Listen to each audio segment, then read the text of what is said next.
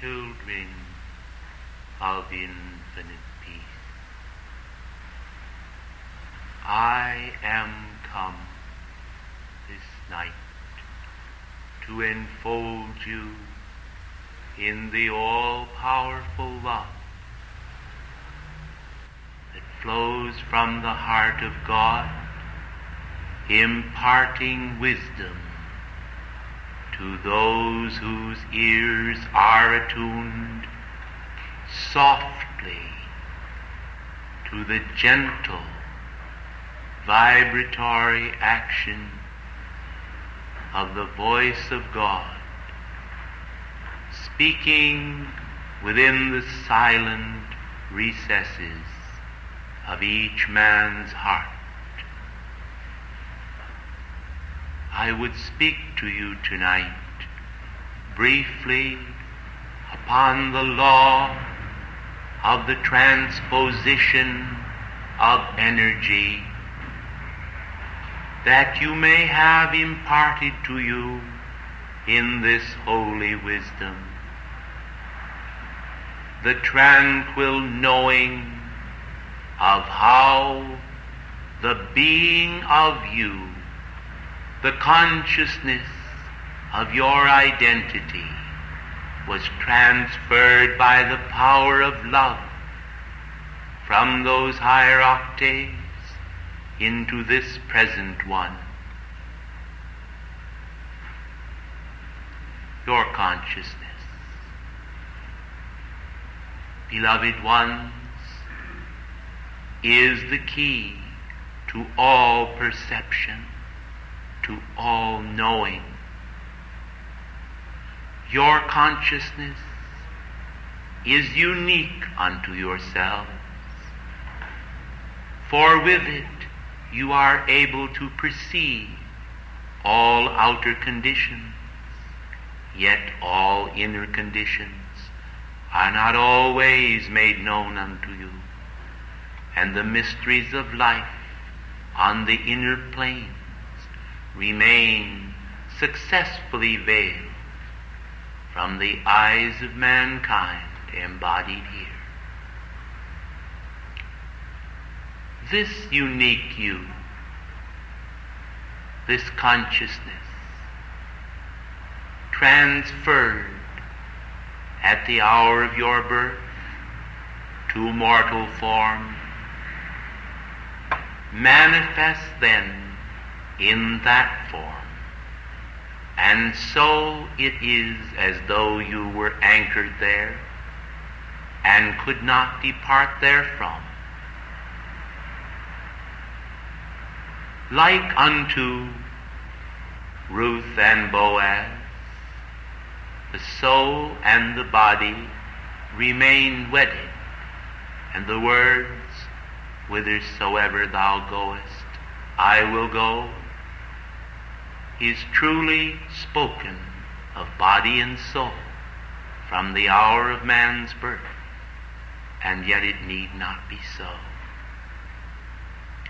It need not be so that the body house should become a prison, to confine those precious energies therein and keep them from tasting and having a foretaste of that divine glory which will be so sweetly imparted to mankind in due course of time and evolvement. By the transposition of the energy of self, you will find that you are able to skillfully escape the body prison without disturbing the beating of your heart. You will find, without creating a condition of rigidity in the body parts, you can leave the body quietly sleeping, as my son so often did, in the back of a boat on the Sea of Galilee, and fly afar to become a part of both the natural kingdom and the spiritual kingdom of God. How this is accomplished can be so easily revealed to you by the Holy Spirit, while it is always desirous to have a guru, a spiritual teacher, one who will impart these knowledges unto your waiting heart. It is also possible, beloved ones, for you to be divinely taught, to be God-taught, in the quietness of His presence, to extract that sacred knowledge of the sacred fire, which will make you, as my son, master over the law of the transposition of the energy that is you.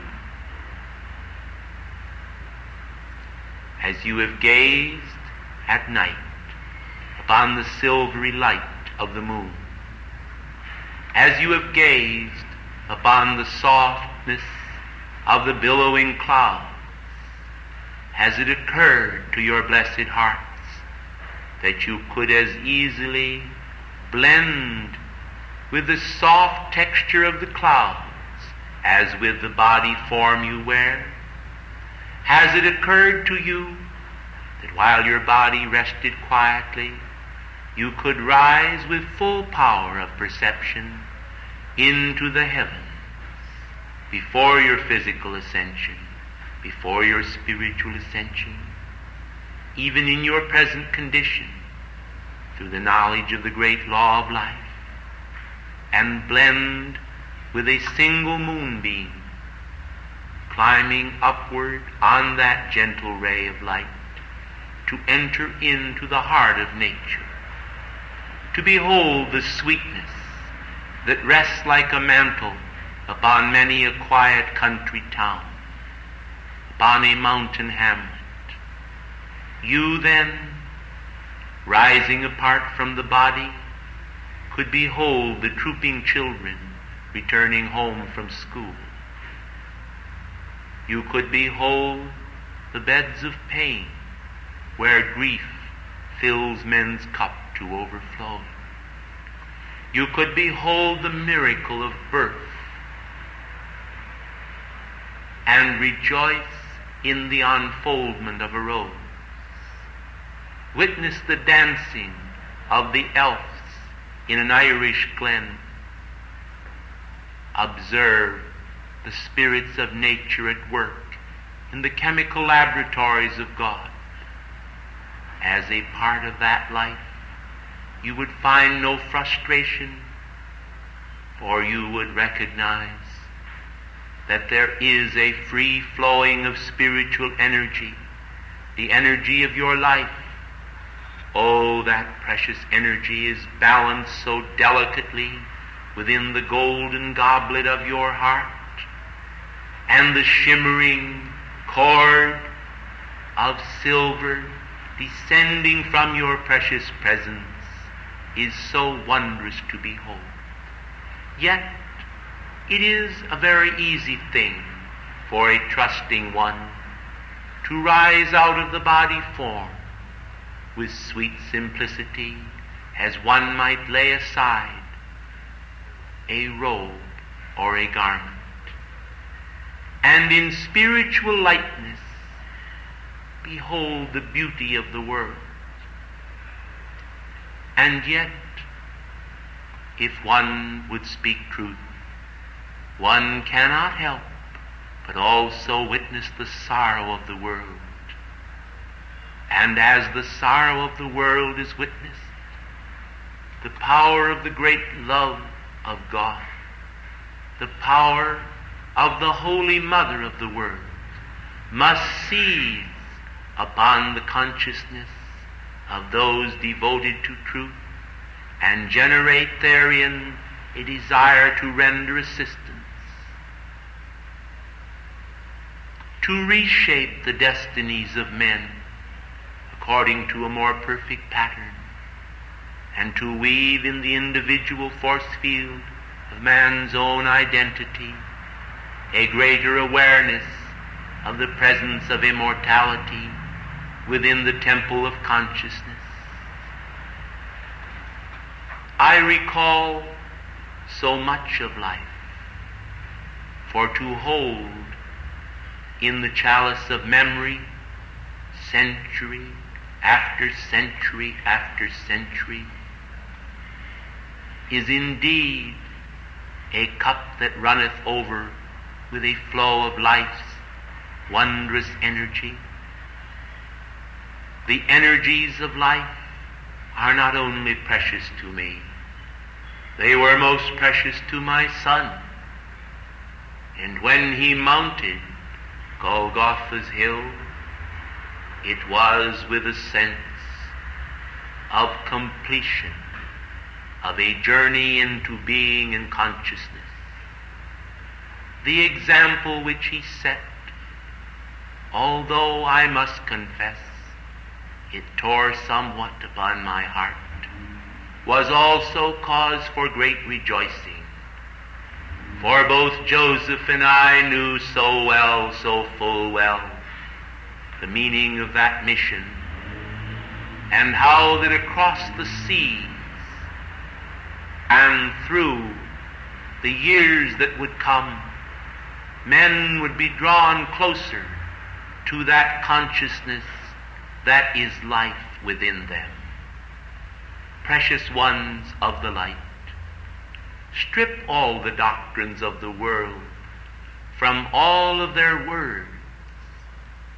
Divest them from all of their ritual, and in the sweet simplicity of spiritual oneness, they reveal God, God, God to man. In the revelation which they speak in truth and knowing, man is able to absorb a greater sense of knowing of our Father who art in heaven, until in that knowing the cords of love bind together mankind, and in binding mankind together, free mankind from those divisionary creations, thoughts and feelings which have produced so much imperfection and created so much thorns and thistles upon life's pathway. Most of you heard the address of beloved El Moria, who has so long been my knight champion, this evening last, and you are aware of the intensified action of light. You are aware how that light continues to pour forth and draw the planetary body together, knitting heart with heart. We expect rebellion from mankind, O Son of Light, for we recognize that rebellion is a result of mankind's ignorance, and because all men are not fully illumined, rebellion arises within their hearts. But it is an innocent rebellion in most cases, and there are few that truly would, if they could, inflict a wound upon the body of God.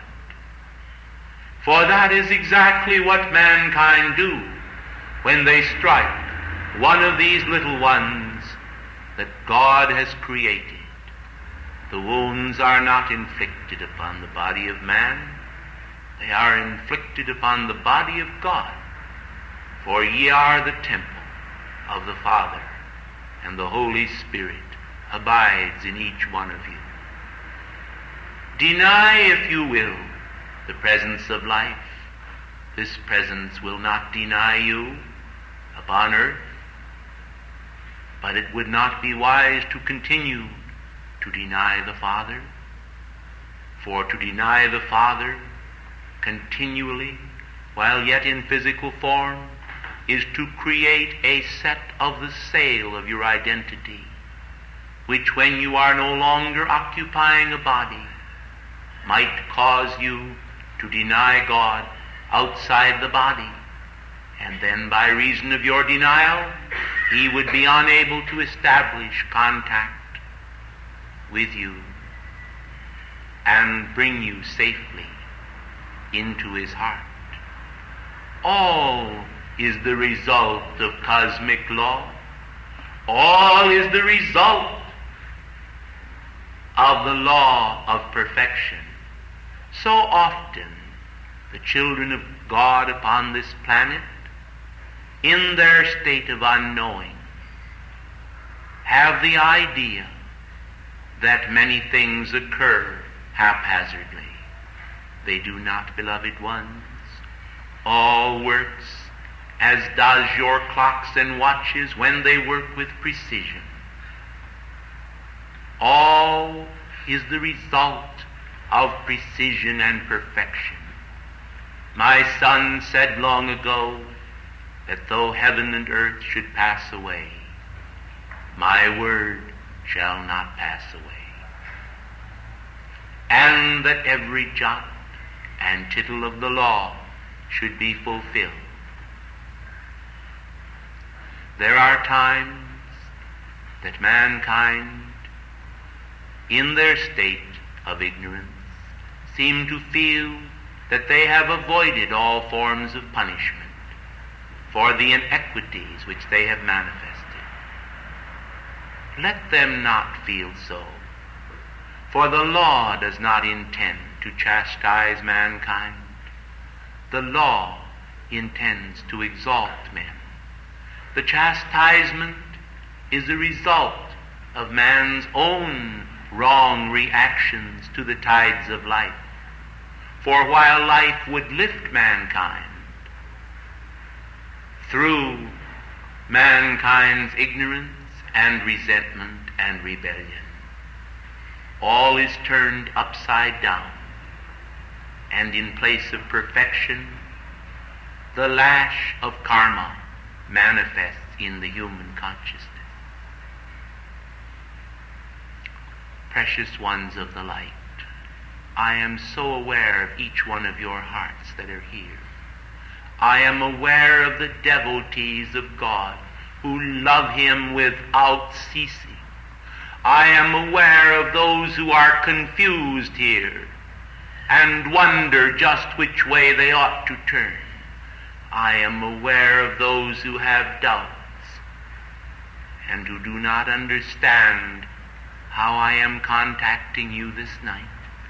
I am aware of everyone in this room and upon the planetary body, for I am, by God's grace, known as the Queen of Heaven, the Queen of the angels, and this is but my holy office. My office is to serve the great Mother of the world. Although I have become in sense and in essence the mother of the world, this is as much a part of your life, each one, as it is my own. Every woman, every man is in one sense a part of the heart of the mother of the world. Your destiny is so closely linked. It is like the garments which you wear. The warp and the woof, the passing through of all. Links together your blessed consciousness in a perfect fabric of identity. Oh, there may be holes in your consciousness, blessed ones, but they are very small and tiny. And one day, the spiritual light will flood through the grid of the cloth and weld it all together into a seamless garment, as my son wore. When you wear that seamless garment, you will know the meaning of the all-enfolding flame of life, of the all-enfolding flame of the Christ, of the all-enfolding flame of the Mother of the world. You will understand the mystery of birth, of life, and of passing from the screen of life to another dimension in order to bring to you progressive spiritual evolution until you too return to that God estate for which you yearn. I shall leave tonight dissertations concerning the great white brotherhood and its desire to bring about certain changes in the evolutionary status of mankind. I shall leave intellectual comprehensions, and I shall speak from my heart to your heart. Throughout this class, there has been released into your world a great deal of energy. Therefore, I have decided tonight, long before I stood upon your platform, that the words that I speak and the words that I speak should be gentle words. It is my wish to convey to your hearts that God is near. It is my wish to convey to your hearts that you must not generate in your consciousness or your mind the idea of God as far away. You must not be confused because you do not see with your eyes the transposition of your consciousness. You have wonderful faculties, blessed hearts. Your eyes, so luminous and bright, reach out to the stars and behold their light. Your ears hear, when rightly tuned, the melodies of the angelic hosts and the music of the spheres. Your consciences, developed through millions of years of evolution, are so gentle that ever so frequently you respond to a mere thought upon the reins of life, and you turn back as a child would recoil from a hot stove when you realize that you are making an error. This is so blessed. It is so sweet. It is so gentle, so godlike. This is divine meekness. You heard it said, some of you, and others of you have read the words of my Son, the meek shall inherit the earth. Yet so few have recognized the meaning of those words. So many have felt that by strong will, by drive, or by service, or by other methods, achievement should be made. And it is. But those who are meek themselves, but are strong in their divinity, are holy men and women of divine character who can express upon this planet the noble lineaments of divinity before mankind. These are they who can be relied upon when the widow's son is smitten with the pangs of death to reach out a hand of immortal comfort and say, arise, return to life. Those able to recall the dead from the halls of death back to the scene of life are those Christ-like beings, no different than yourselves, who have faithfully, embodiment after embodiment, pursued the path of righteousness for the sake of God's holy name. I am, which means, beloved ones, and I urge you to watch this carefully, which means being. I am is being, the being of God identified with the being of yourself. And it is in this recognition that you speak his holy name, and it is in this recognition that your acts become his holy will. To identify with the will of God is not unhappiness. It is supreme happiness. It is supreme courage. And it is supreme mastery over the electronic structure of your forms, over the flashing thoughts across the span of your minds and consciousness. And as a spiritual endowment, it is grace without limit.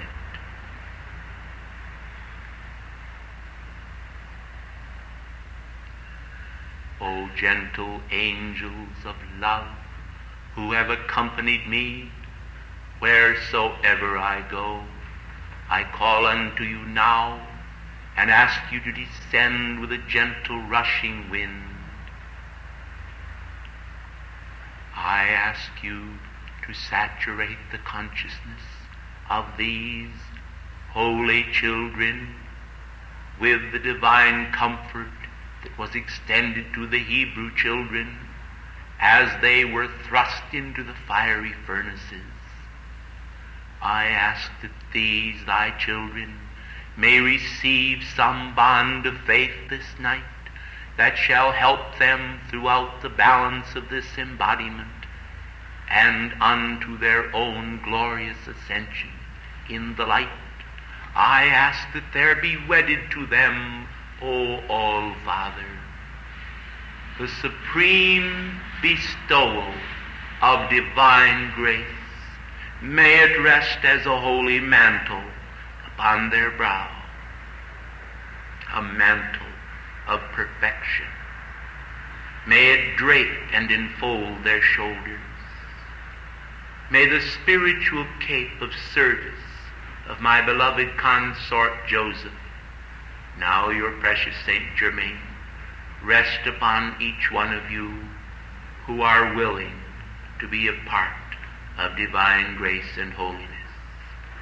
And may you feel no shame in acknowledging God and his grace, but only that divine delight that will be your comfort through every moment of pain and sorrow and trial and anguish, until you develop that character which can face the world with the light of God that never fails.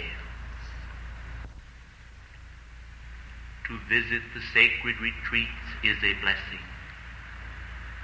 To be able to raise the dead is a blessing.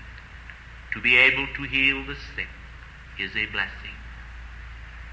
But the greatest blessing of all is to completely unite with God. For when you do this, you can do all of these things and more. And nothing in heaven and earth can be denied you, for you can stand with my Son upon the hilltop of life, and you can say with him in God's holy name, I am the resurrection, and the life. All power in heaven and earth is given unto me, and to whomsoever I will, I may give it, and it shall be so. But you will do as we do. You will impart by an action of the divine law to those hearts that will cherish your words, that will cherish your love.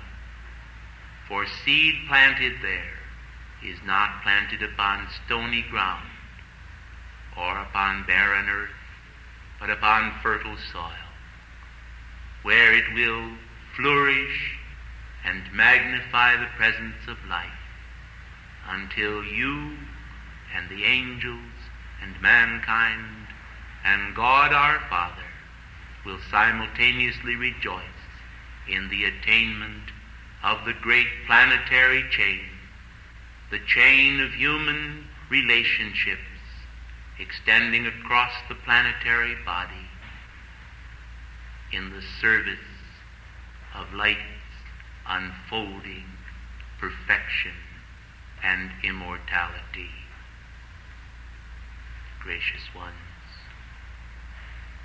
some of you are familiar with the fact that upon Long Island there is an image erected in honor of me.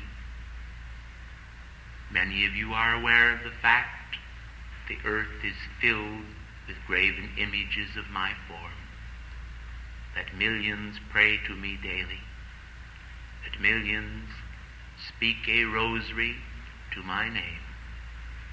I ask you now to think yourselves how it would be to wear my mantle, to wear my garments, to be myself in action.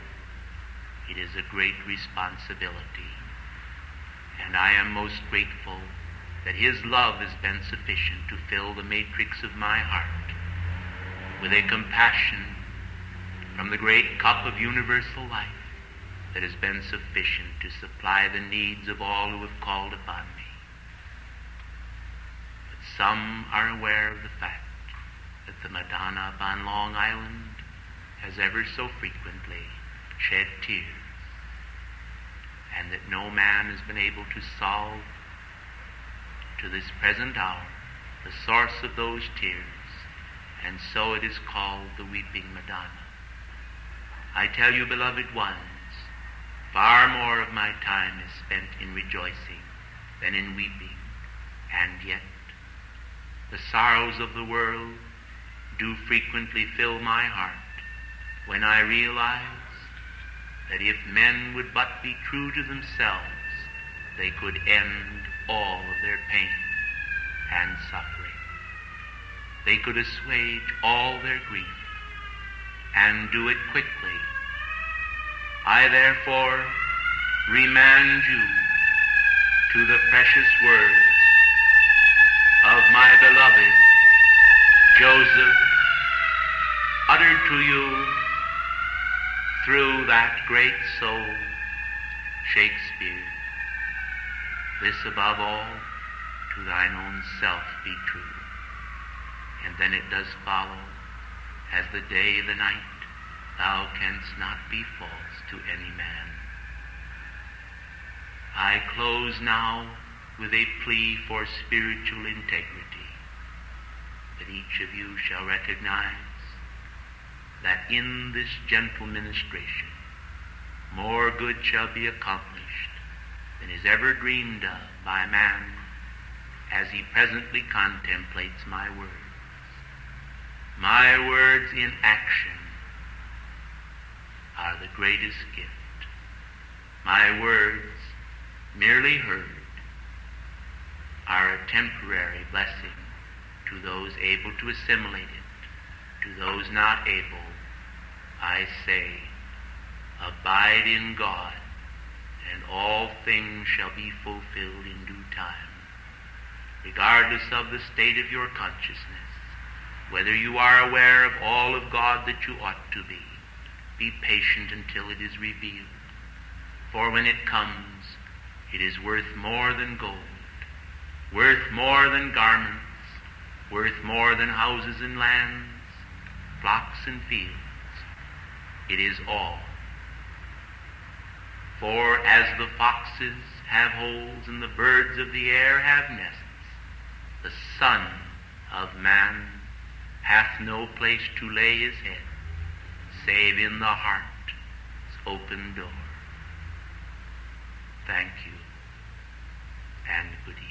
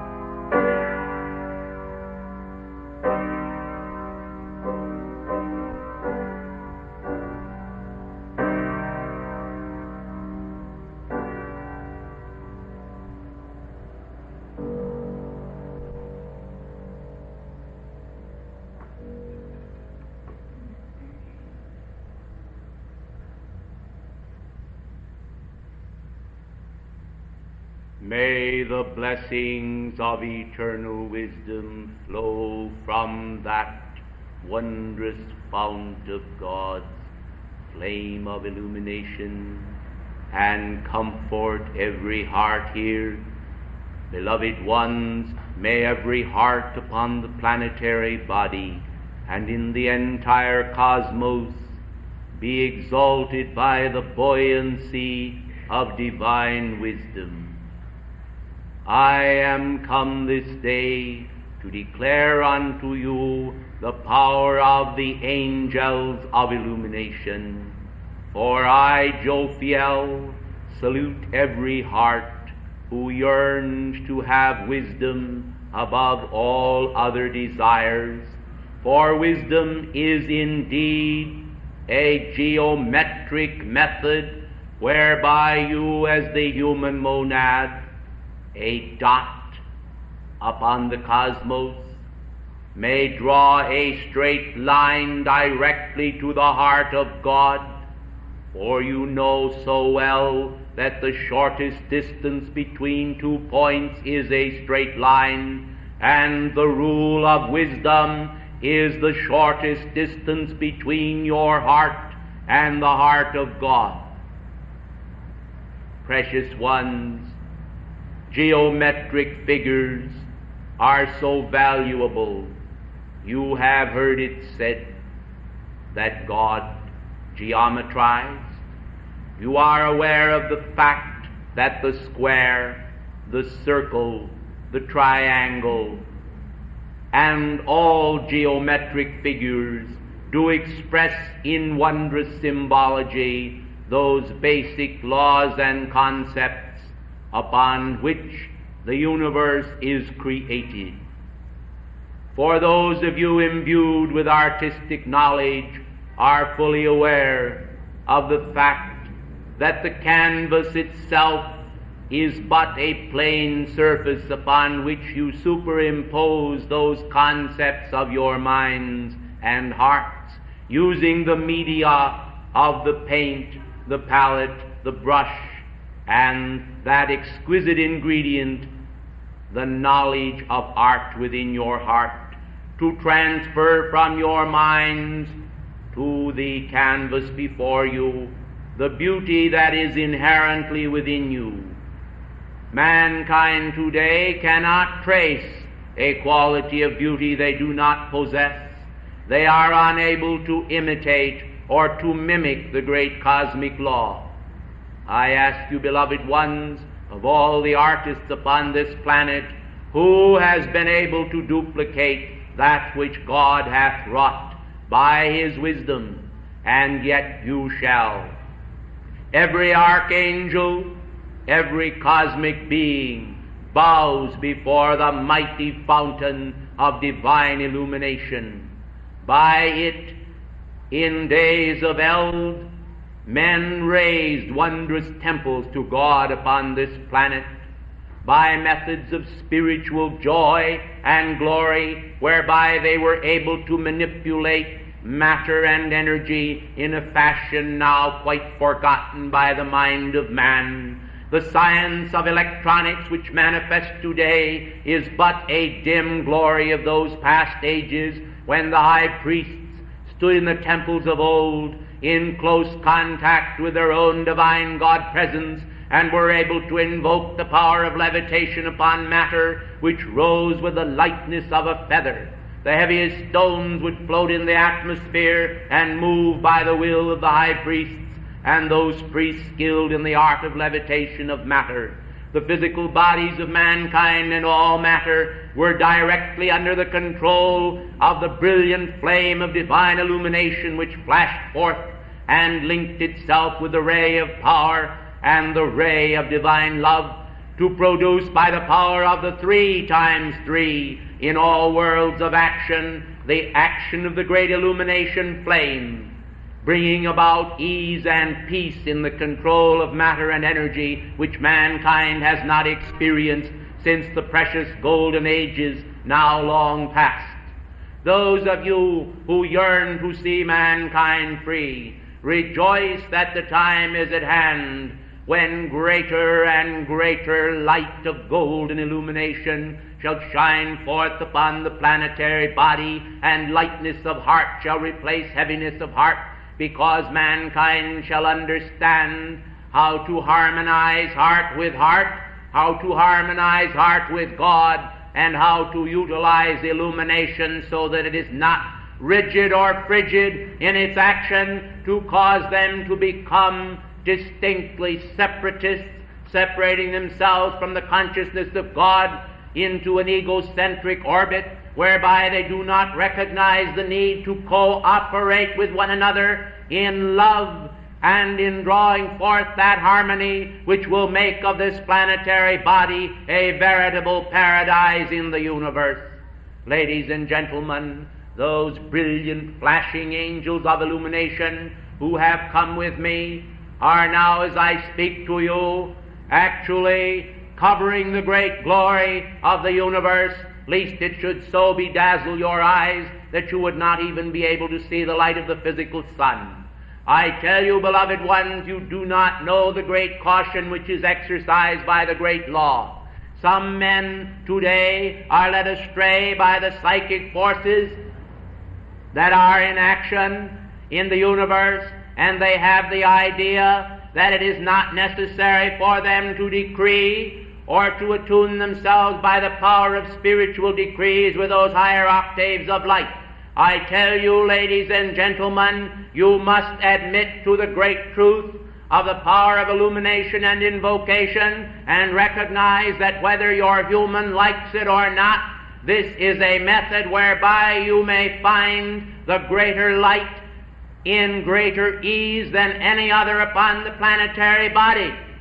Ladies and gentlemen, I would like to call to your attention that throughout the land of India, countless yogis are sitting in the silence and meditating upon God without producing nearly as much a release of cosmic energy as is released in 1 minute of these sessions whereby you call forth and invoke life, because you invest your energies consciously and willingly on behalf of mankind as an act of the love that is within your heart.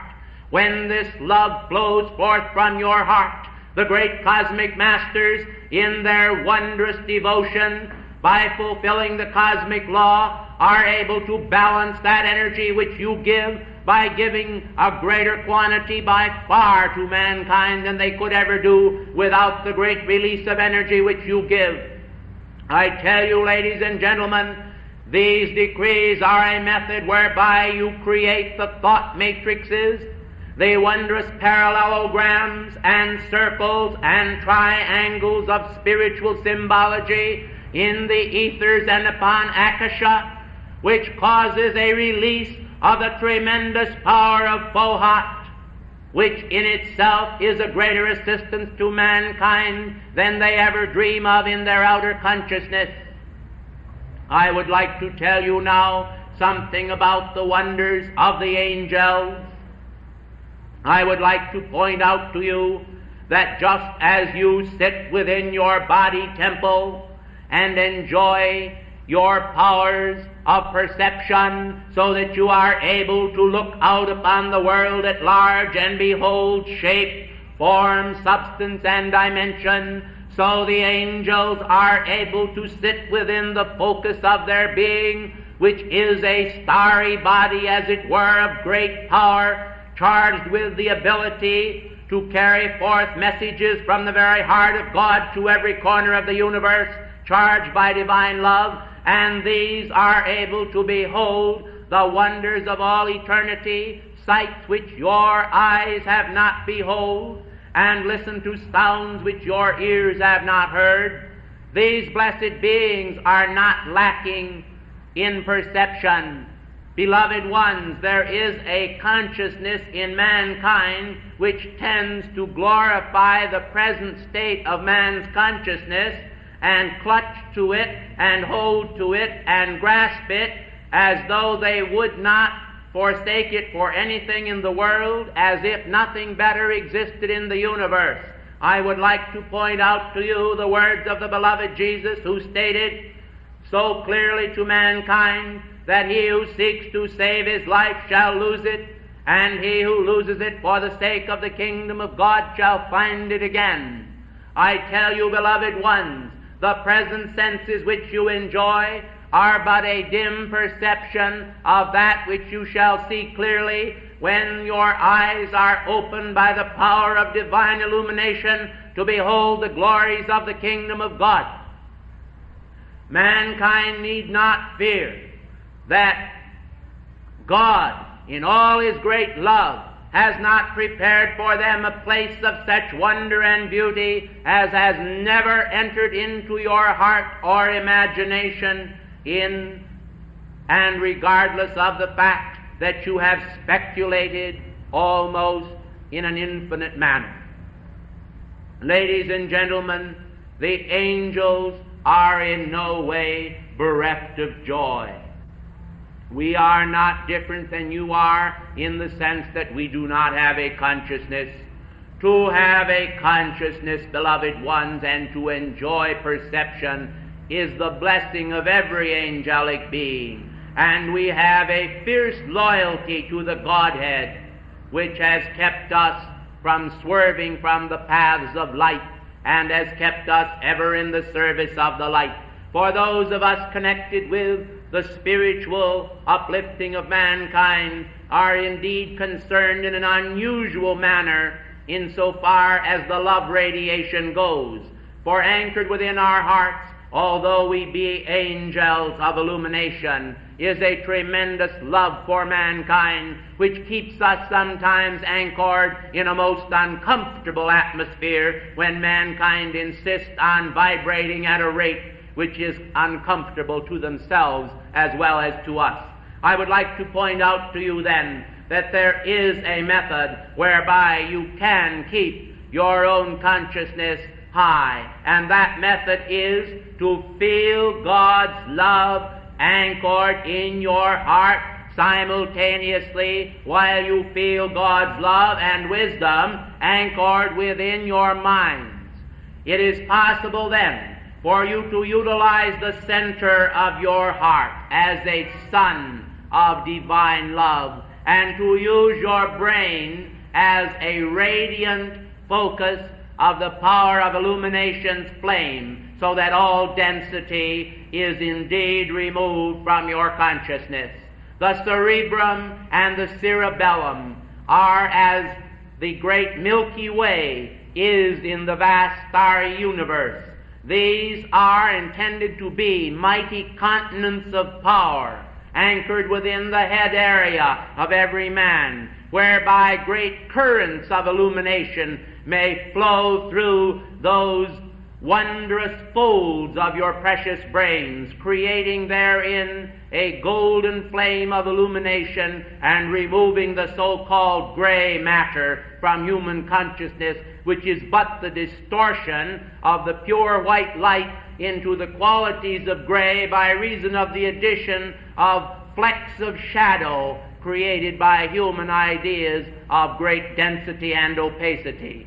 I therefore pray that this day the angels who have come with me this day release into the force field of your blessed beings those mighty currents of light which are the mercury diamond shining mind of God, and will flow across your brains, flashing there, scintillating as the sunlight upon the water, and removing therefrom that density which is created by reason of human thought and feeling, lowered down toward the vibratory action of jealousy, doubt, fear, dishonor, and a lack of integrity.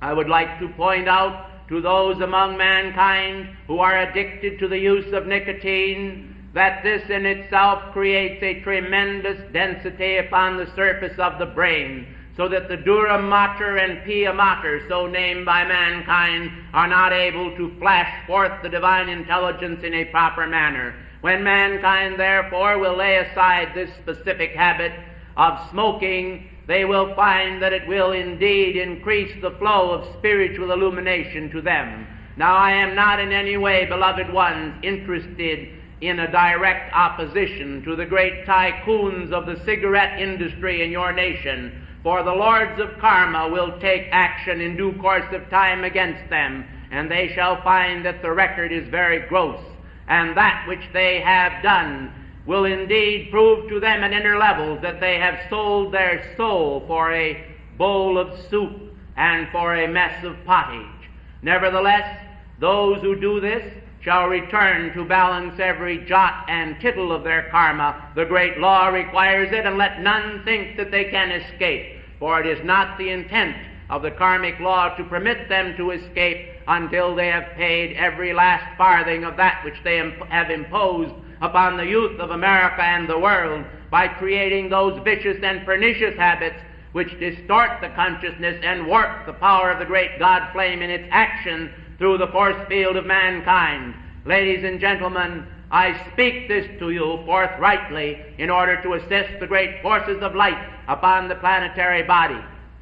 There are many nefarious activities whereby the golden flame of illumination is rendered inefficient in the human brain consciousness by reason of that smog which is created in the atmosphere of the planet through all of the distortions in the burning of energy in chemicals today upon the planet. When mankind understand the proper use of atomic energy and they apply themselves to the heart of God with a greater diligence, they will be able to terminate all of the action of smoke and that discord which is released as a cloud of unknowing upon the planetary body, releasing density in place of light and causing untold misery to millions of mankind. Ladies and gentlemen, as I have descended here to you, I have desired to impart to you a great deal of spiritual knowledge that you might be able to absorb this. That which you cannot remember is being recorded, so that in due course of time it will come to your hands as other releases have, so that you may study these and properly show thyself approved unto God, a workman that needs not to be ashamed, rightly dividing the word of truth as it is released from on high, from the higher octaves. Peace, beloved hearts. I ask now that you think of the great golden sun from whence I am come. I ask that you think of that wondrous sun which was depicted in the ancient hieroglyphs of the Incas behind the throne of their rulers, and indicated to mankind the dependence of those ancient civilizations upon the flame of God's wisdom released through the great power of the central sun, through the sun of the systems of worlds, and through every sun, including that blessed sun of illumination whose plume is anchored in the mighty threefold flame within your own beating hearts. Ladies and gentlemen, the trek across the borders of eternity is like a journey across a vast desert. The sands of time stretch before the consciousness of the soul, and men and women perceive as a mirage in the distance an oasis of paradise, the golden age, which has seemed to be so evanescent, as though it did not exist to human consciousness, when the world has struggled with human discord, when wars and human viciousness and spite and doubt and anger and distrust have taken their toll, when the systems of feudalism and tyranny dominated the political systems of the world, and there was a clashing and a clanging of spears, and mankind were dispatching one another to the other world by reason of their viciousness with a tremendous malintent. Beloved ones, the hour is now when men should glorify God as they have never done so before. Mankind today are given the blessing of freedom from drudgery. Compared to ages past, men and women today are able to push a button, and they are able to have greater leisure hour to call forth and to decree for the good of mankind. Precious ones of the light, would you like to be an instrument for me, so that you could stand upon this platform and my words could be flashed for you unto this audience?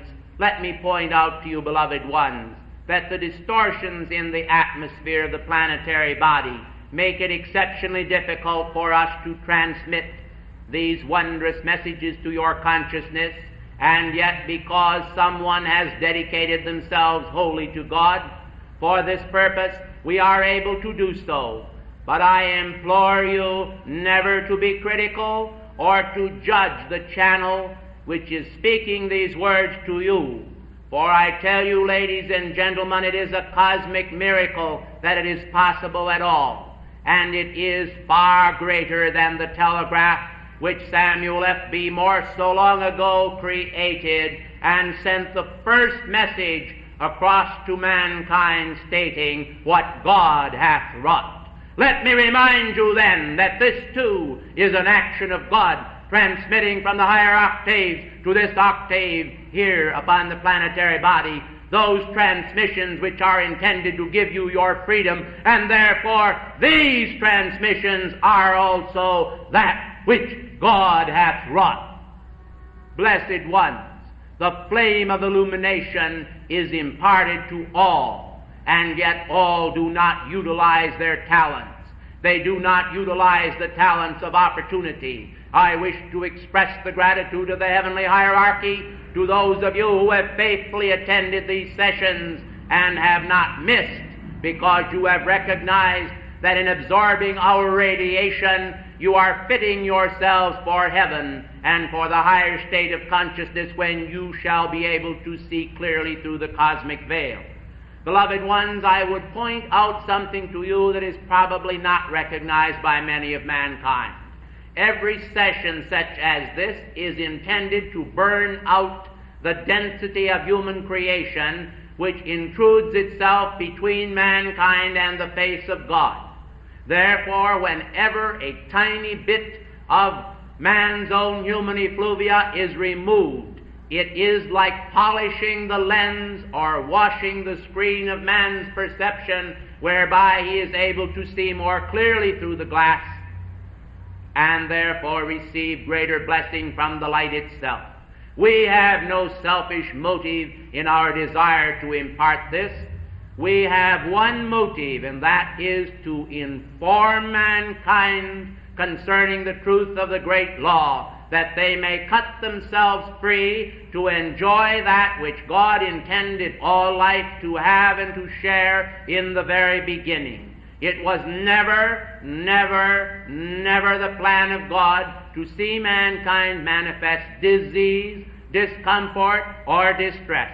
These human creations which have been released into the planetary body have created every plague and all outer conditions of disease and distress which ought never to have been.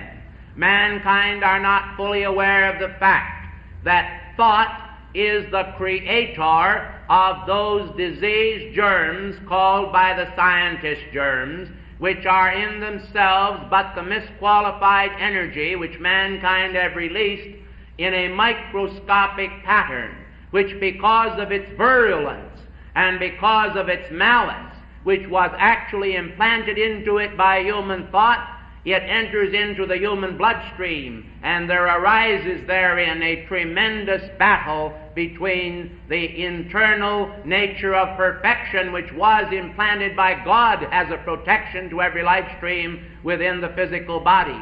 And in this warfare a great deal of energy is consumed. Then these specifically virulent microbes of destruction bore themselves within the human consciousness in order to create in the macrocosmic body of man, the larger body, which is much larger than the microbe itself, the imperfection which was implanted in the specific microbe by wrong thought and feeling expressed by man. And therefore man is the creator of all disease, and for this reason has had to struggle with that which he has created.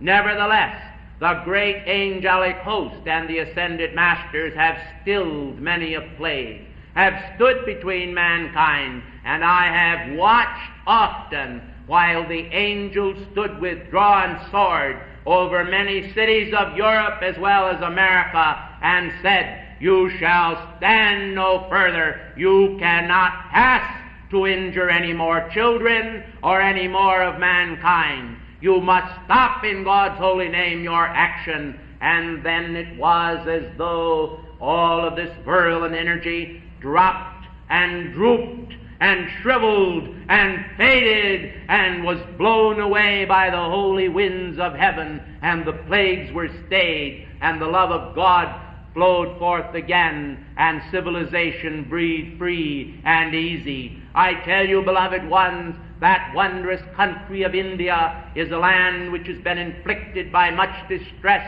because of the wrong thoughts of the people, for India, like many other countries, is divided.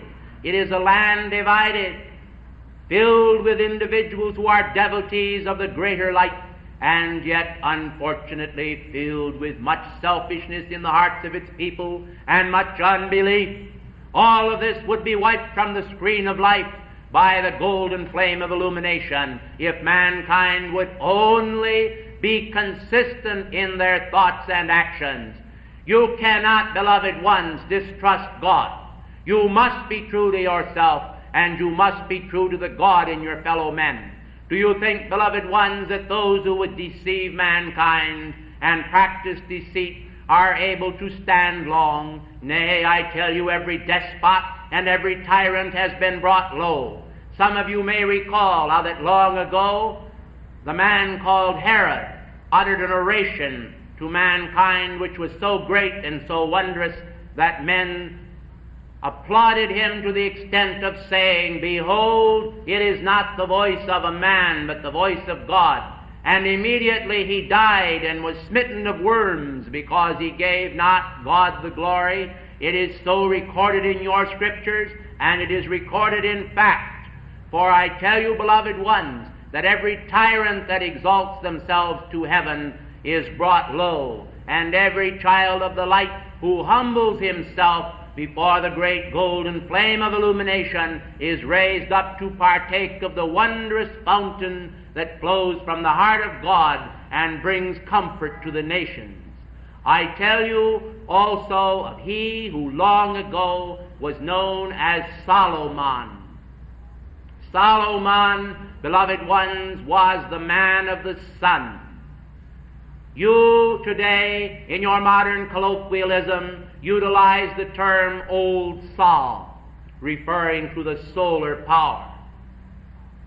Solomon, known to you as Solomon, was indeed a man who, recognizing the power of God, said, I would not have riches, nor human honor, or any other grace bestowed upon me, O Lord my God, thou King of heaven, but give thou unto me wisdom, and I shall suffice and rest in thee.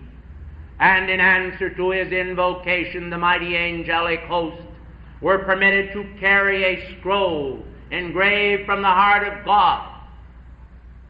And they materialized before Solomon and handed him this scroll, and upon this scroll was written the ineffable name of God and the means to pronounce it. When Solomon pronounced this ineffable name within the recesses of his heart, it opened up the secret door that leads to the temple of illumination, and he was taken there out of his physical body and consciousness, and God taught every jot and tittle of spiritual wisdom which had ever been given to man from the creation of the world. When he returned to waking consciousness, in one night there was imparted to him greater wisdom than had ever before been bestowed upon anyone, and his fame spread throughout the earth, and all came to behold him, including Sheba. Beloved ones, I tell you that there is meaning in that which I say to you today.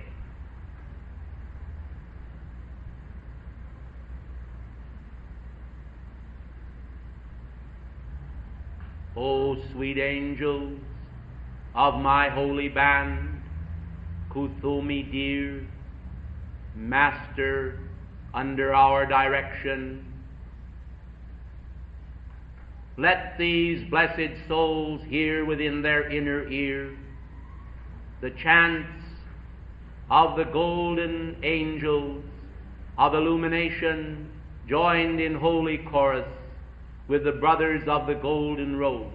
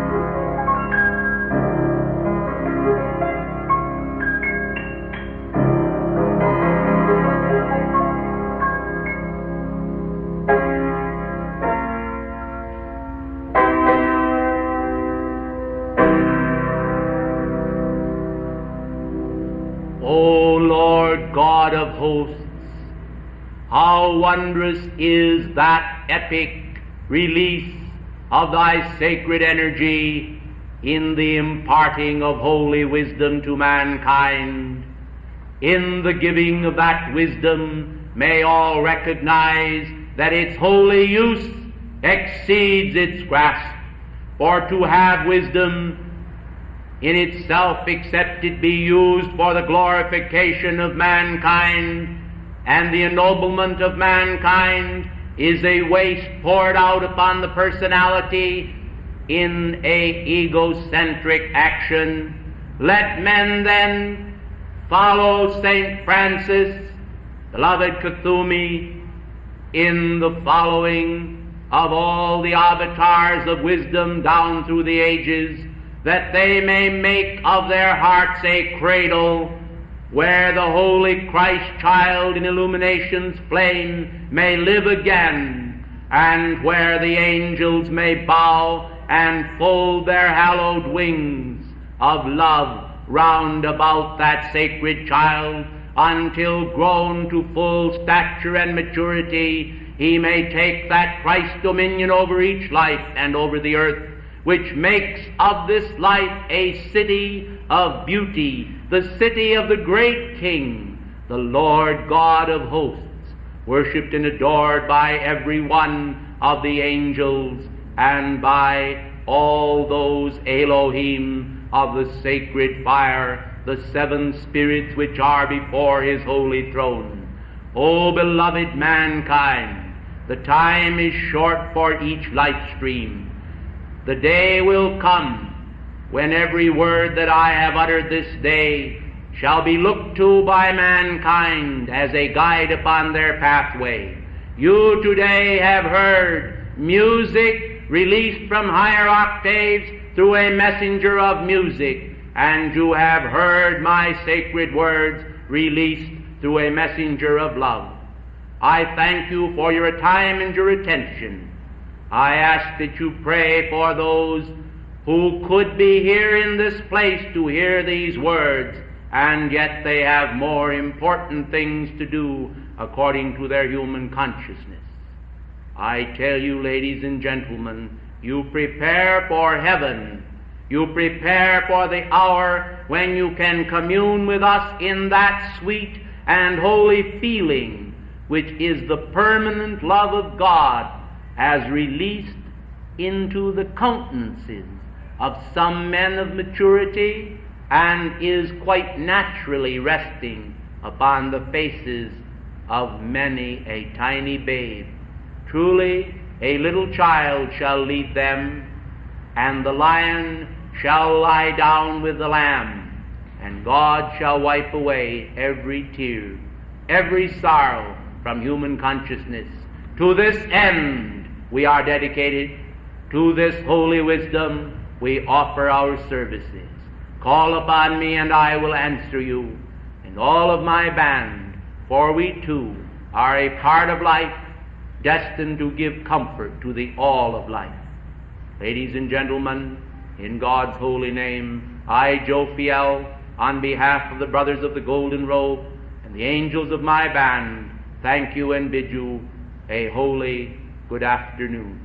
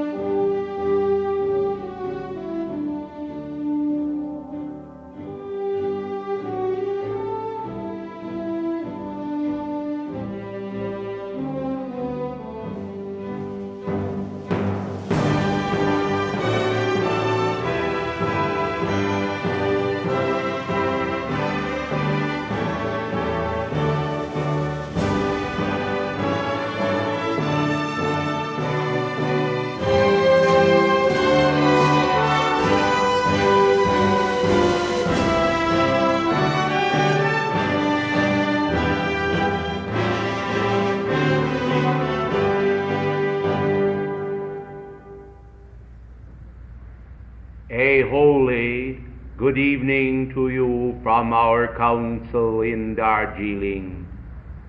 The scent of the jasmine hangs heavy in the atmosphere, the odor of the myrtle and the pine, the sweetness even of the hyacinth, fills the atmosphere of my consciousness.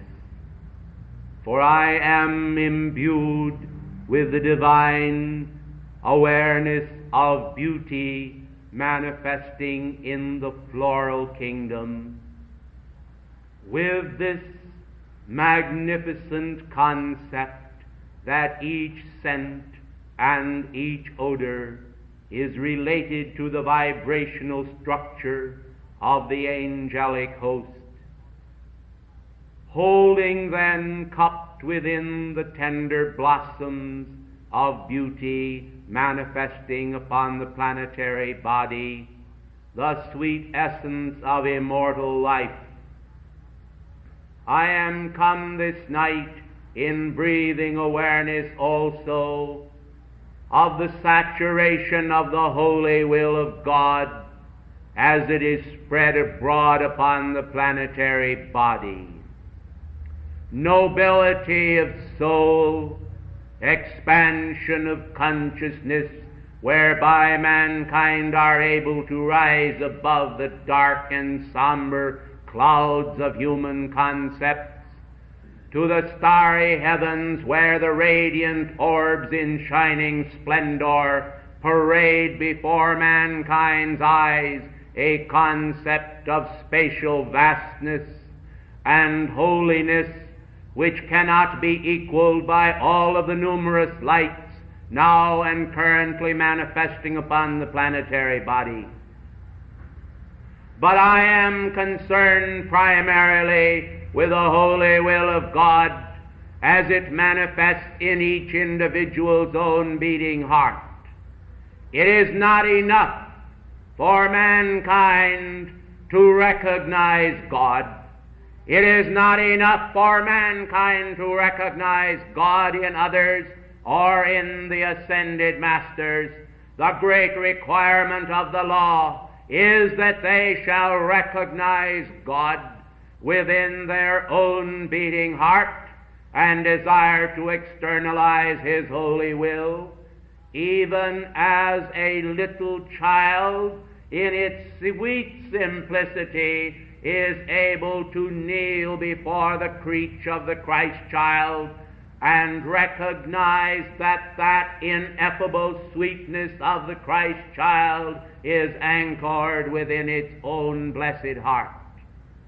Down through the pages of history there has come an ineffable sweetness, a lightness, a mercy, and all of this is embodied in the holy will of God. All that is sordid and stained upon the pages of history is of no concern to the immortals insofar as they do not reach into the cosmic bank of immortality, but they fall to the earth to be broken, dissolved, and crushed. They are not blossoms of immortality.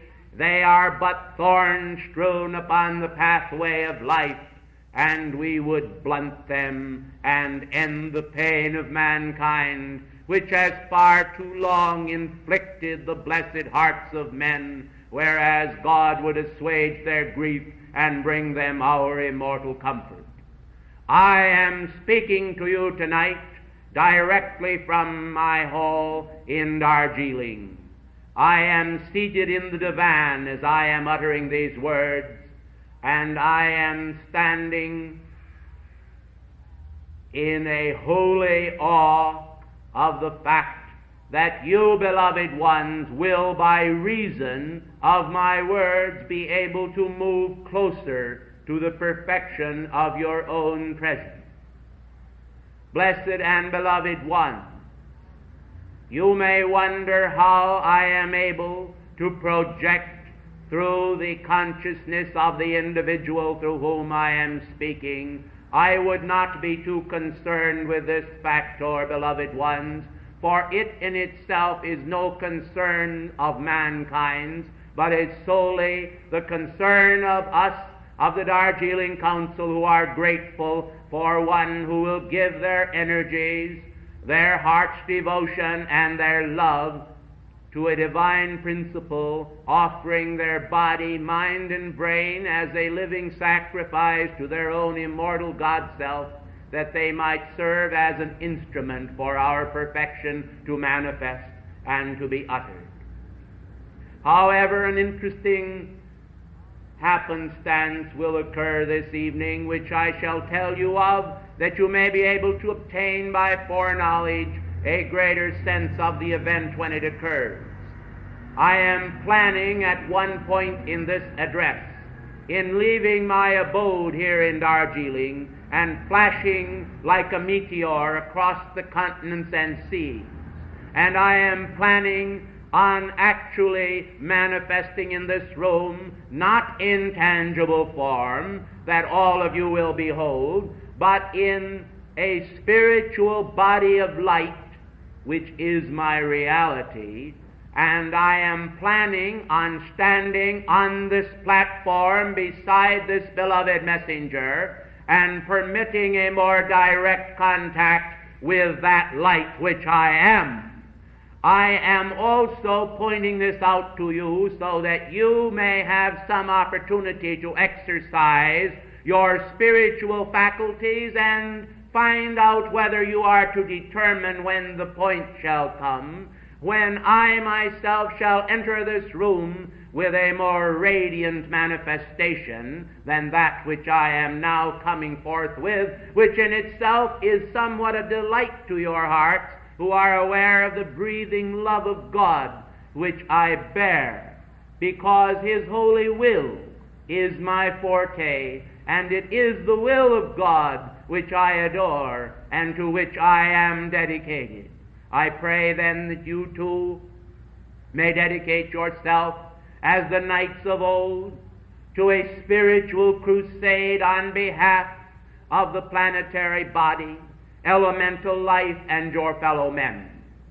The great white brotherhood in all of its nobility, in all of its manifold council meetings which we have held day after day, whereby we have entered into more wondrous attunement with the heart of God, has been dedicated to the salvation of a planet and its people, to the knitting together upon the planetary body of all of the miniaturized factions of God identity, which in themselves, like a tiny stick, are so easily broken upon the back of human creation, whereas if greater union did occur among the various splinter schisms of mankind's religious consciousness, there would also occur simultaneously an action of the great law, whereby the power generated in the spiritual body of cosmic ideation upon the planet would thrust a spear of divine intent into human creation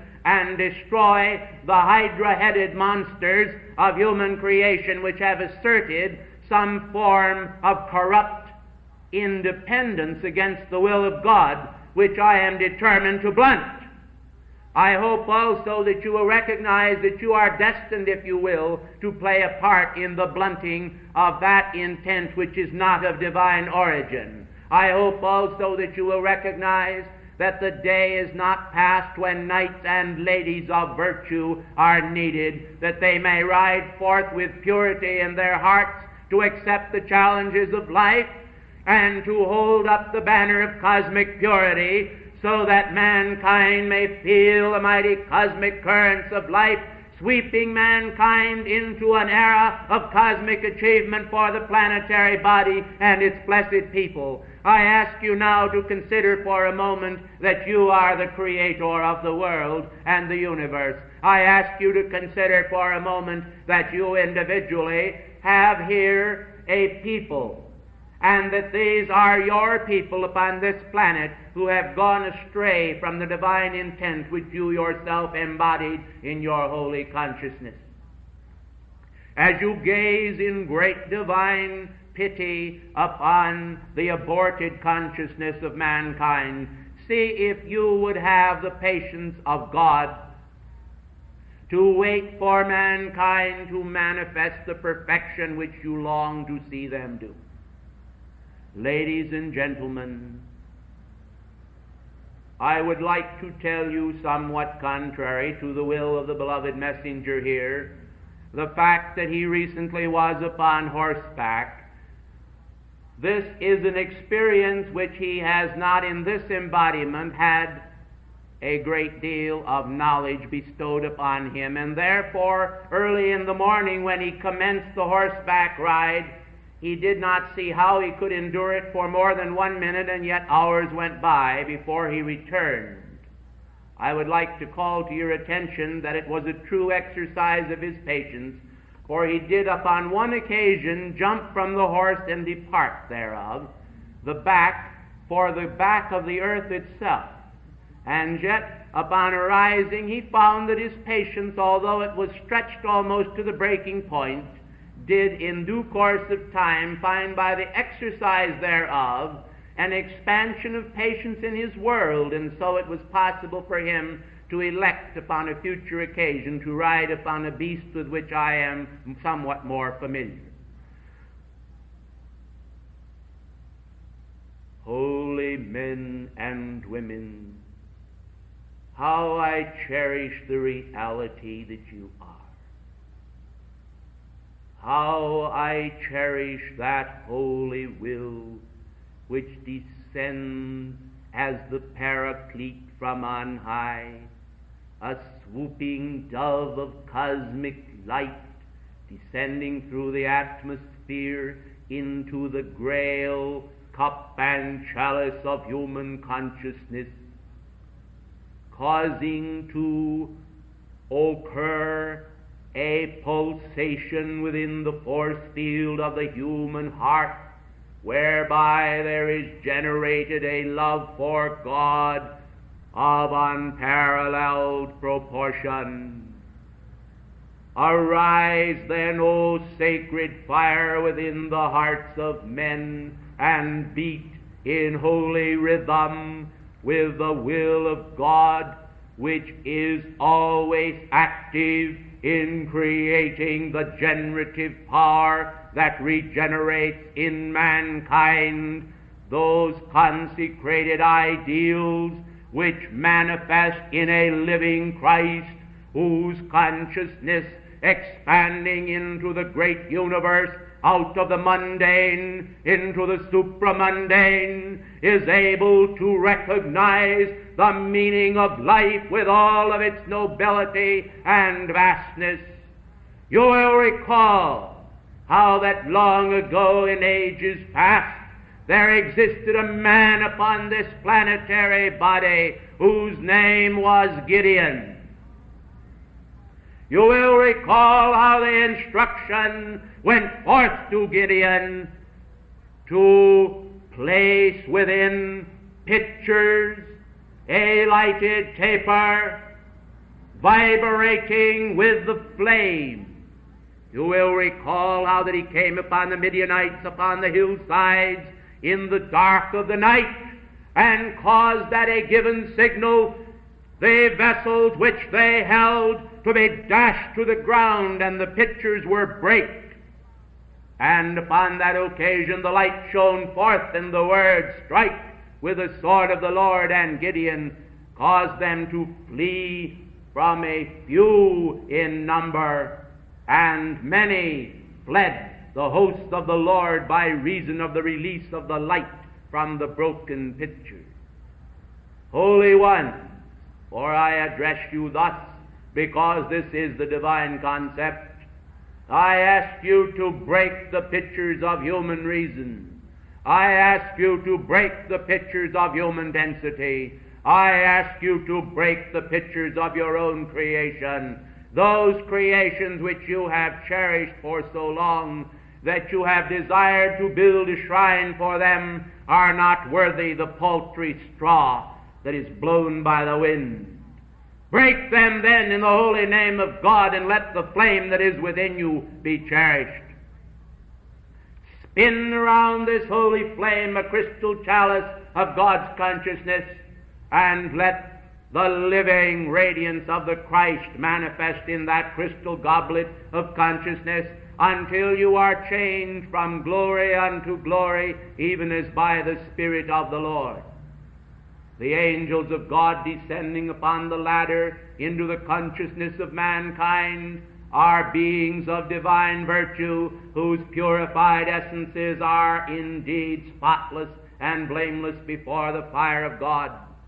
I say to you then, when they descend into the chalice of your heart's consciousness, they ought to find a force field dedicated completely to holy reason and dedicated to a reasonableness as pertains to following the living Christ.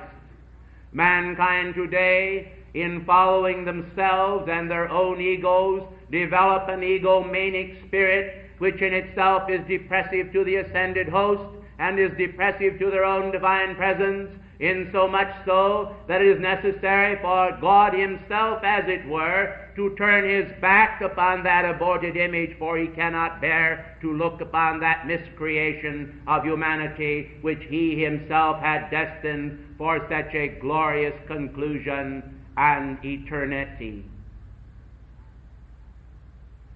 O ladies and gentlemen, in my exhortation to you as to the knights of old,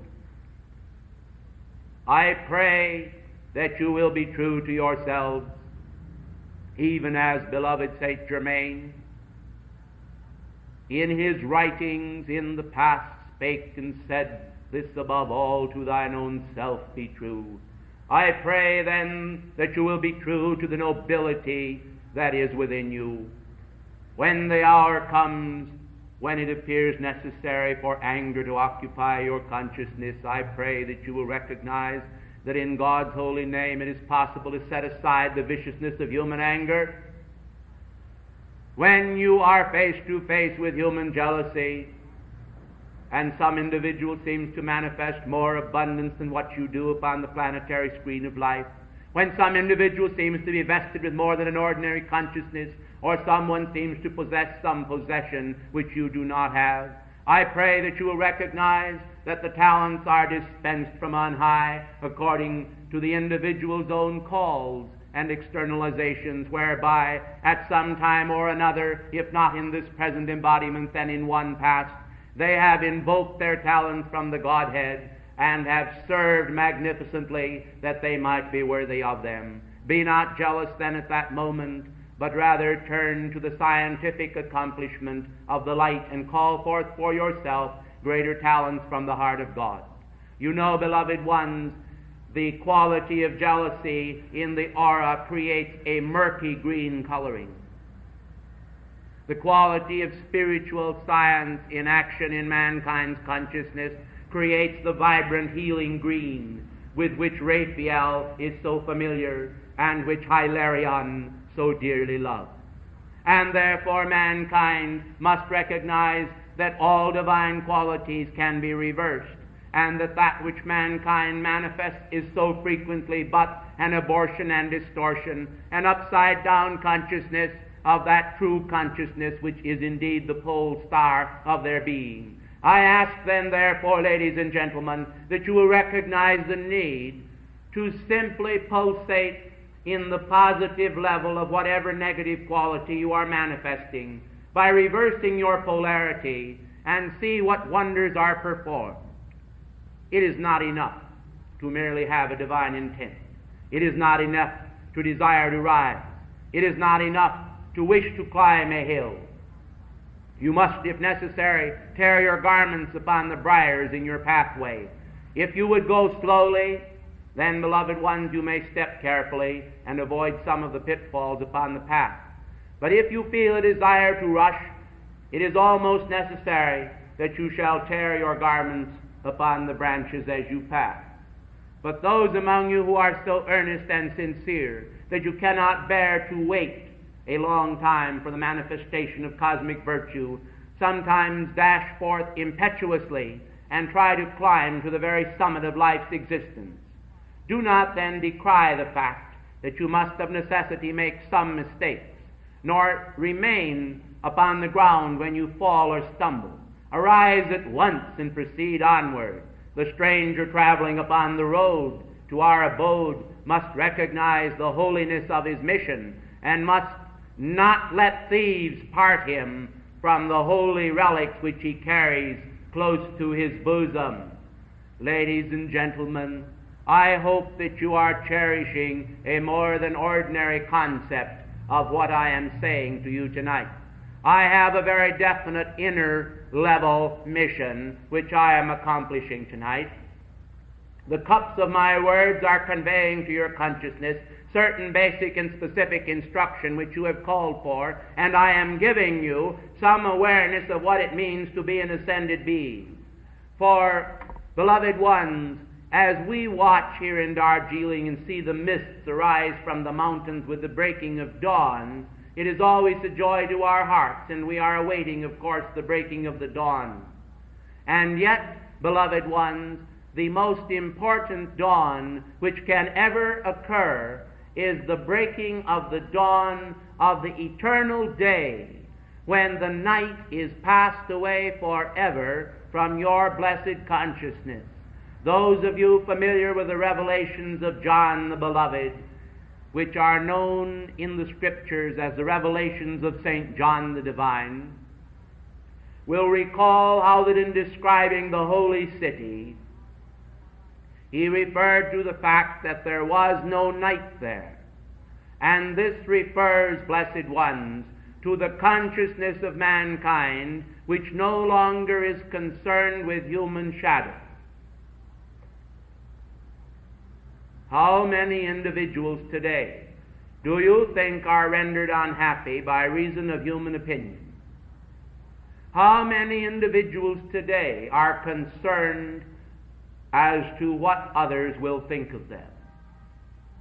The barbs of humanity are terrible and vicious, and people are conditioned in all of their acts by reason of fear of human thought and human criticism. The criticizers suffer as much as those that are criticized, and so all suffer the bane of a negative experience by reason of human criticism. The removal of fear and doubt from human consciousness, the desire to please the holy will of God regardless of human concepts or opinions, generates that condition of consciousness which is indeed the quality of sainthood. It is not foreign to us to have experience with saints, for we know many of them and have met at inner levels all of them. We also have found upon rare occasions that the qualities of sainthood blossomed in the hearts of very ordinary people. However, unfortunately, this precious lotus is not always understood, and sometimes it withers by reason of neglect until the drooping tendrils and magnificence of the blossom is trailed in the dust, and then there is an extinguishing of the gentle light of God within the flowery form. All such action is so unnecessary, for there is a holy will of God, active and pulsating within the heart flame of every man, woman, and child. In the microcosm, this is of necessity somewhat small unless it is expanded, but in the macrocosm, in the mighty I am presence of your existence, the glory of the spiritual flower is beyond description, even from our octave. Who shall declare justly the beauty of God? Who shall declare justly the beauty of his perfection?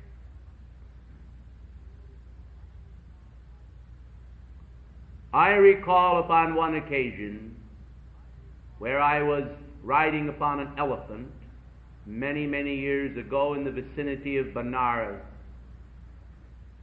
that I actually succeeded in entering the state of samadhi while seated upon the back of an elephant, much to the amazement of others who were not aware that this was possible. However, I would like to call to your attention that far greater than a mere consciousness of samadhi is the consciousness of universal love, whereby the love of God is so generated within the human heart that the individual heart beats in complete congruence of rhythm with the heart of God, and the love that it flows through the human heart is in correspondence with the heart of every man and every woman and every child, not only upon this planetary body, but upon all systems of worlds.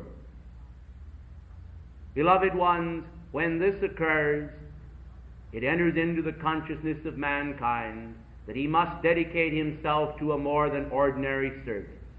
And so he comes to our council chambers dedicated to good government, and I refer here to the government of the planetary body from spiritual levels, and he determines to be a part of our band to help expand the will of God.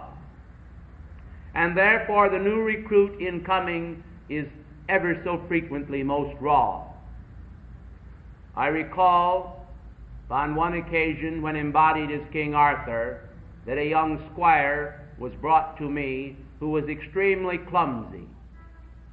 And this young man would, when handing me a piece of armor, almost invariably drop it to the ground and then stand blushing with his knees, almost quaking with fear lest I should slap him with the sword. He did not realize that I was almost always struck with mirth to see the sight of him standing there quaking and shaking, while I was simply standing in patience waiting for him to give me the instrument that I might complete my robing. Eventually the young man, in attending holy devotions, fell upon his knees before God and begged to be relieved of his temerity. Whereupon I entered him in the lists and permitted him to fight upon that occasion with a knight of some renown. When in the course of the battle the young man succeeded in unhorsing the knight, he found a tremendous amount of courage generated within his consciousness. What he did not know is that I myself had whispered into the ear of the knight that this should occur. And therefore the young man, in obtaining greater courage, no longer stood quaking before me, but looked upon me with somewhat a consciousness of an equal, having a concept that someday he too might be able to sit upon a horse and do battle even with me. I was quite amazed to see the transformation in his consciousness, for it tended to almost reach a state of boldness which was completely a change from the condition of fear which occupied his consciousness before.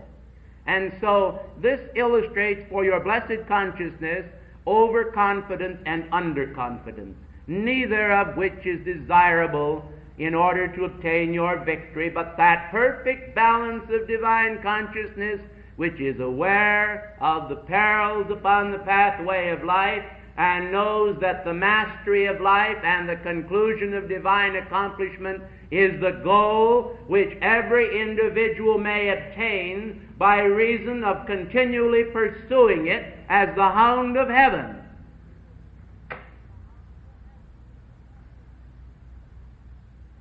I shall pause for technical reasons.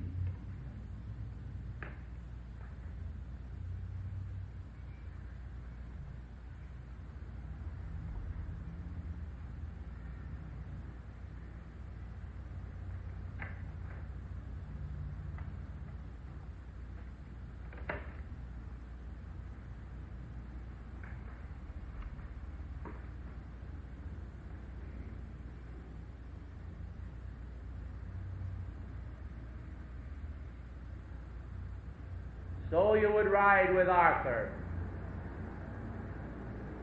So you would enter the lists of life and obtain your victory. So you would pursue the Holy Grail. Cast off from your consciousness then those qualities which are impure. Cast off from your consciousness those qualities which make of men and women a knave and not a divine man and woman. Do not attempt to deceive the great law, for you can never do it. The light of God perceives all human virtue, and human virtue does exist, for it is always borrowed from the divine. It is the privilege of every man to render the qualities of his being perfect. It is not our desire to see any here perish by reason of neglect. The ascended masters are the only reality of life for many of you. Those of you who are not well acquainted with our being and with our existence are not then able to have the full experience of our consolation and assistance. I think you are aware of the fact that long before our ascension we left behind human pride. I do not say this by reason of any pride or any concept of an outer virtue which abides within me, but in that divine and loving pride in the mighty God Self, which is my source and yours.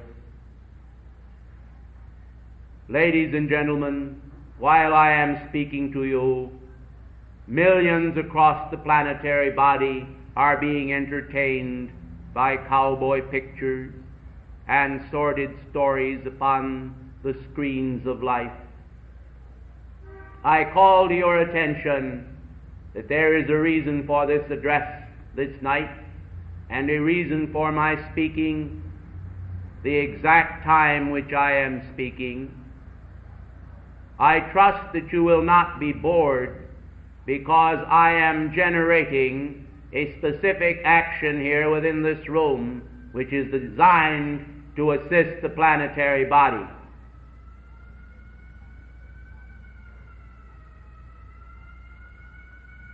I do not consider myself as an entertainer. I consider that I am entertaining angels and that I am aware of the existence of the angelic host. And I am therefore entertaining angels in order that I may bestow upon your blessed consciousness the exaltation of spirit which is brought about by the presence of the angels in your aura and in the atmosphere of this planet.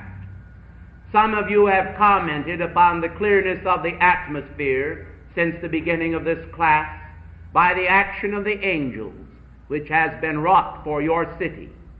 I would like to call to your attention that this is but a fraction of the clarity of the atmosphere which we could bring forth if these classes could be expanded and more individuals would devote their energies to the giving of these magnificent decrees for the freeing of mankind.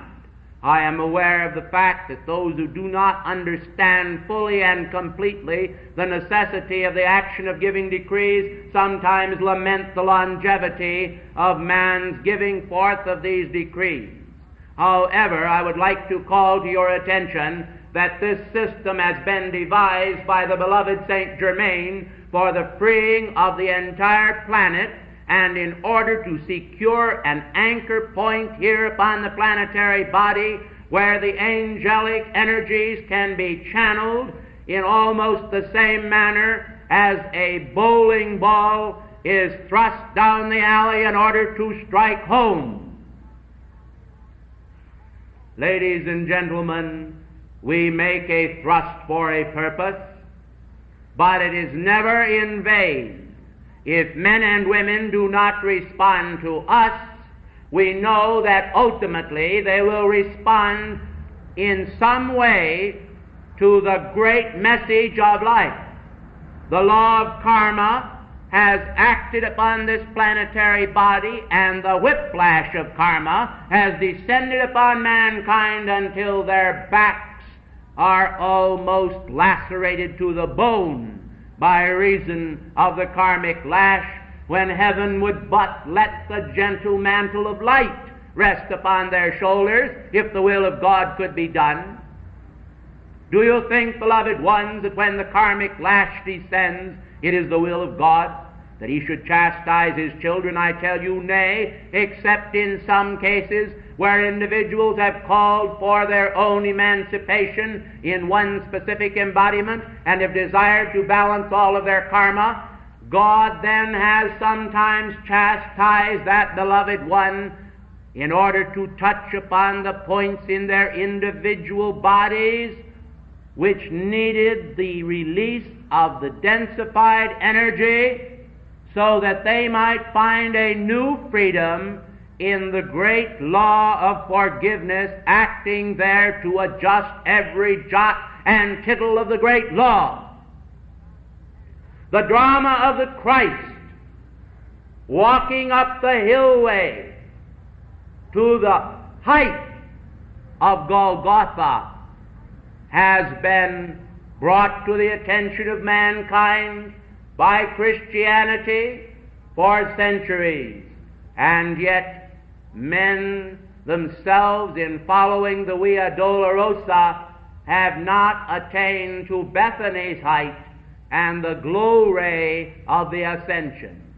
We then are interested in the descent of the Paraclete into the human heart, and the externalization of that pure virtue of the sacred fire, which will make of every man a chaliced, God-identified consciousness, fitting to be companion to the angelic host, to the archangels, to the ascended masters, and to the cosmic beings, that we might exalt that individual into the fullness of his God victory until the density of his flesh drops from him as the wax from a candle, and the precious energies of his life rise up to the apex of the wick itself and flood his entire consciousness with a sacred fire until he is a manifestation of the lightness of God. And the light that is in him, that cannot be hid, shines forth as a perfect example to all mankind. And he rises from human density, from the hillsides of earth, into the exaltation of his ascension in the light, from whence he can come again, as has Jesus of Nazareth, to comfort the mankind of earth, to wipe away the tears from the eyes of the bereaved, to cause mankind in their stumbling to get up upon their feet and start out again, and to mount their horses and to ride forth patiently unto their victory, and to know that God must be glorified in all that they do if they would obtain their victory, and that human creation must go down as the walls of Jericho fell before the sound of the trump, and that the last enemy, which is death, ought to be destroyed by the power of the living Christ flashing forth from the God identity of that man, woman, and child, which will exalt them into such loveliness and ethereal counterparts of the Christ that they shall be bathed in that holy light from the heart of God, identifying then their consciousness completely with that sun of shining splendor, until there is no longer a tear or a shadow resting upon their consciousness, but all is light. It is as though men and women face the setting sun, the sun of human creation, and in its dying embers recognize that in the long night which stretches before them through the initiatic process, they would find at the breaking of the dawn the power of the ascension flooding their consciousness with such compassion and understanding as to cause them to find their freedom forever and forever and forever. Now, ladies and gentlemen, if you could sit with me in my chambers at Darjeeling, I would tell you exactly that which I have told you tonight if you came to me at an individual consultation, if you were admitted by my beloved servant at the door, and walked upon the precious carpets at Darjeeling, and were taken to my private chamber, where the carpet is so soft that you would almost sink into it with your entire foot, where the beautiful shining white of the soft cashmere yarns are woven like the beauteous hair of an angel, you would find, as you approach the very place where I sit, and were to be offered a chair beside me, that I would tell you exactly that which I have spoken tonight, and no more sure thing has been declared to you. And therefore I say to you, the responsibility for the release of my energy rests with your own life stream. You have received these holy words in order that you might be blessed by them, so that your life might be changed, and that never again would you be the same. This was my prayer. For I entered the chapel in Darjeeling, and I knelt in solemn adoration before the great God presence of life in the heart of the great central sun, and I called to the angelic host to accompany me with their own vibratory action of the holy will of God. I know one thing that I would like to tell you. Beloved Kuthumi said to me, tonight you are going forth, Brother Moria, and you are going to give holy instruction to them, and that instruction shall not be brief. I myself would not be brief were I going, but you are usually quite short, quite punctual, and quite to the point.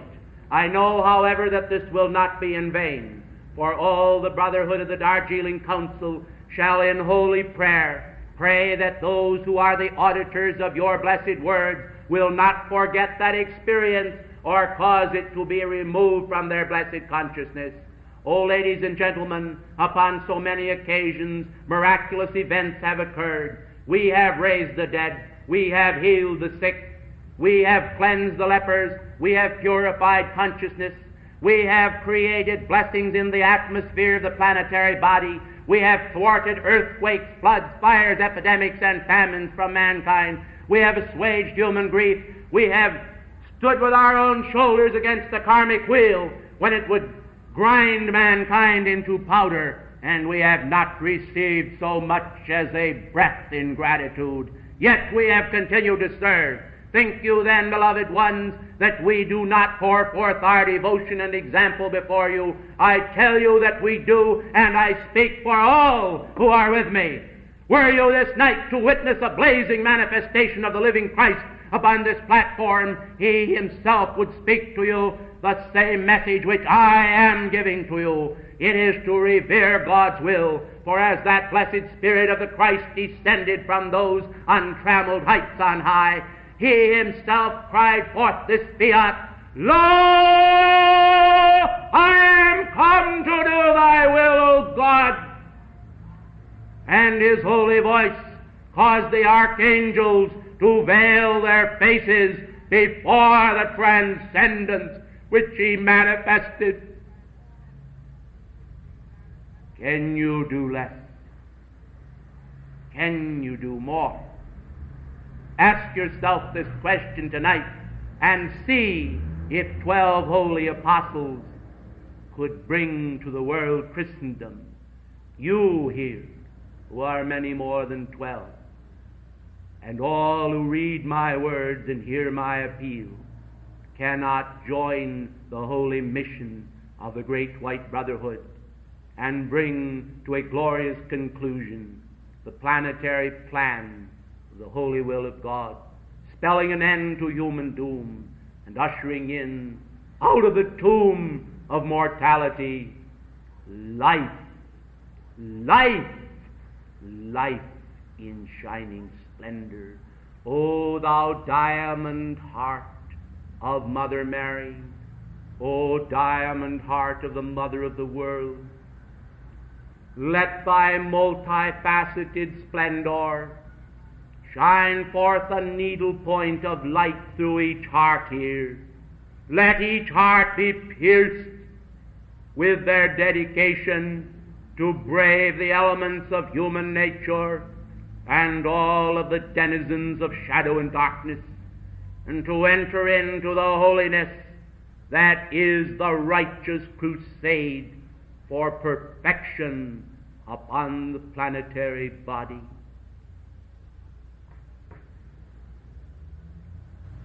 Our Father, may thy will be done upon earth as it is done in heaven. I thank you and bid you good evening.